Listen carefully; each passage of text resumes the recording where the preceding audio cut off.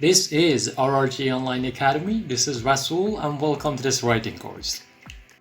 In this video, we are going to talk about cohesion. Let us see what this skill is and how it's going to help us in our writings. Let's consider these examples. The first one says, when Tom and I bumped, my glasses dropped and the juice spilled.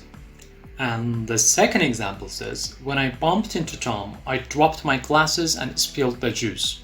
Now, question, which one of these two examples is easier to understand? Yes, it is the second one. But why? To understand that, please watch the rest of the video.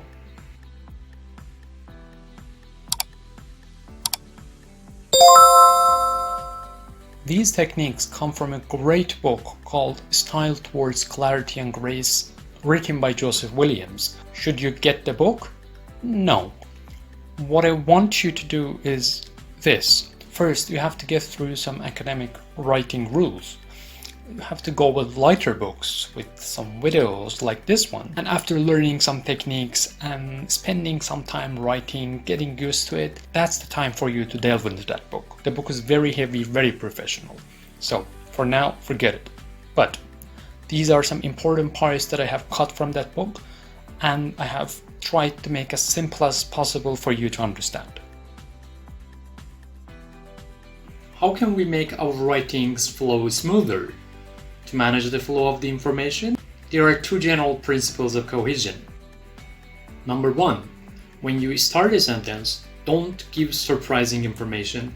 Don't put the most important and the heaviest part of information in the beginning of the sentence. You should build up to such information. In the beginning, start with something that is familiar to the reader, something that you have already mentioned or referred to, or something that can be assumed easily. Number two, put at the end of the sentence that important part of the information that you want to inform your audience. So basically, we start with something that is familiar to the reader in the beginning of the sentence, and we end the sentence with something that is unfamiliar, new, and surprising. Now, beginning sentences.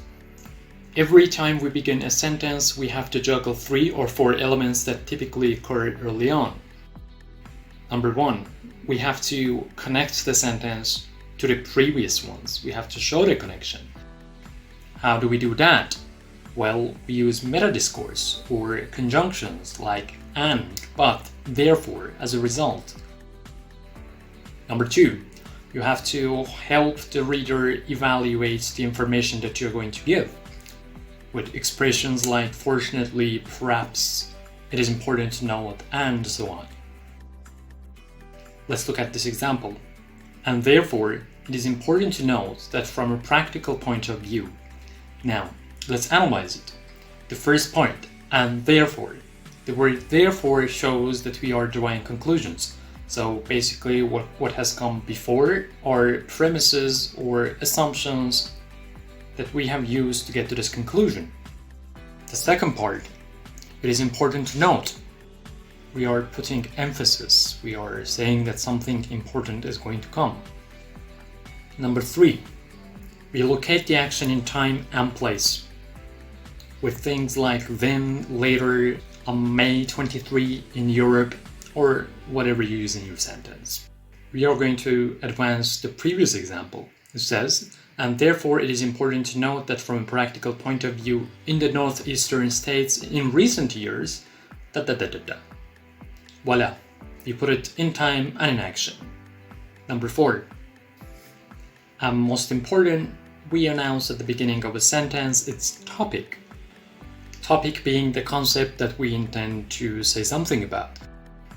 Again, the same example, and therefore it is important to note that from a practical point of view in the northeastern states in recent years, these sources of acid rain have been a matter of much concern. What has been the matter of much concern? These sources of acid rain. So this part, these sources of acid rain, is the topic of the sentence. It is something we want to develop in what follows. We said in the beginning of the sentence we give the topic, and the topic makes it clear what we're going to discuss in what follows. Now, we call that topic psychological subject. It's usually a noun phrase. For example, private higher education is seriously concerned about population trends through the end of the century. So private higher education is the subject here, the psychological subject. Second example, as for abortion, it is not clear how the Supreme Court will rule. And the third one, in regards to regulating religious cults, we must proceed cautiously. Let's take a close look at the last two examples. The psychological subject of the first one is abortion, and the psychological subject of the second one is regulating religious cults. But the last part of the first example says it is not clear how and the second one says we must proceed cautiously. Now this it and we are grammatical subjects. So we have two subjects here, psychological subjects and grammatical subjects. However, if someone asks what either of those sentences is really about, we would not say that, well, those sentences are about their grammatical subject, that is, it or we.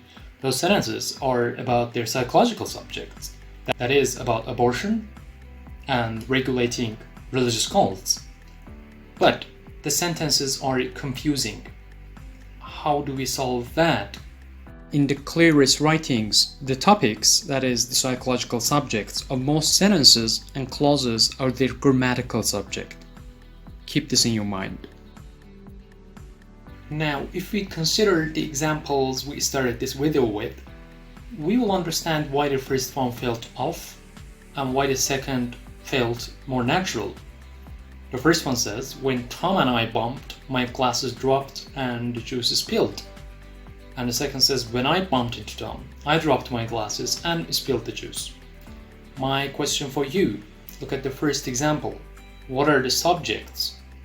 Tom and I, the psychological subject, my glasses, and the juice. So basically we are jumping from one subject to another, which makes the reader puzzled and which makes the sentence very confusing. How do we solve that? To solve this problem, make the psychological subject of the sentence its grammatical subject, and make the sentence follow a consistent string of subjects. Don't jump from one subject to another. Keep it consistent. There are some grammatical patterns that add weight to the end of the sentence. What are those? Two examples are there and what. First, there. You can open a sentence with there in order to push to the end of that sentence those ideas that the next sentences will build on. For example, there are few grammatical patterns that add weight to the end of the sentence. Now, the word there here puts emphasis on the latter part of the sentence. Before we discuss what part, first we have to discuss two types of verbs. One, a linking verb, and second, an action verb. Well, a linking verb is usually an empty verb that connects the subject with a word that gives information about the subject. For example, she appears upset about the news. Now, the word appear here is a linking verb, but it's an empty verb because it doesn't carry the action. The action is not on appearing. The action should be her being upset. She shouldn't be the subject here. It is the news that should be the subject. So if we rearrange the sentence, bring the news to the beginning of the sentence, use it as subject, use the word upset as the verb, and that lovely lady as the object, the problem will be solved. It goes like this: the news upset her. I highly encourage you to use action verbs instead of linking verbs. With this definition, let's get back to a what sentence. Well, a what sentence throws a special emphasis on what follows a linking verb. For example, what this country needs is a monetary policy that will end the violent fluctuations in money supply, unemployment, and inflation. So because we use this what, we are basically informing the reader that the part following the linking verb, that is in this sentence, is important. So there we go. Two beautiful techniques to put emphasis on the ending part of a sentence. Conclusion? Well, we take two conclusions from this video. First, in the clearest of writings, psychological subjects are the grammatical subjects. 2. Start the sentences with something that is familiar to the reader and build your way into something that is not familiar to the reader. These will make your writings cohesive, and what you write will feel natural to the reader.